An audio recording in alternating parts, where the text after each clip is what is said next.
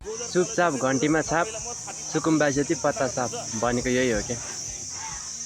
अस्ति भोट लाउने बेलामा आँखा देखेन, घामलाई, घन्टीलाई, रुखलाई भोट हाल्यो, अहिले यो अवस्था भएको छ। जे भए पनि दुःख चाहिँ लाग्छ, किनकि जुन चाहिँ यो घन्टी पार्टीले पहिले भोट माग्नुभन्दा पहिले जुन खालको बोलेको थियो हैन, त्यो खालको बोलेको जस्तो चाहिँ काम गरेको छैन। सुकुम्बासीहरूलाई लालच देखाएर फकाएर हैन, जुन खालको एउटा भोट मागेर अहिले सत्तामा पुगेर जुन आफ्नो सत्ता चलाइरहेको छ, यो देख्दा एकदमै दुःख चाहिँ लाग्छ हैन। सुकुम्बासीहरूलाई उठीबास बनाएको छ।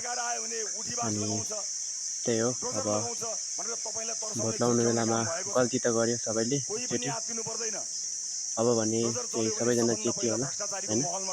तर पनि सरकारले यसरी गर्नु अलिक हुँदैन कि जस्तो लाग्छ सबैलाई देख्दाखेरि चाहिँ।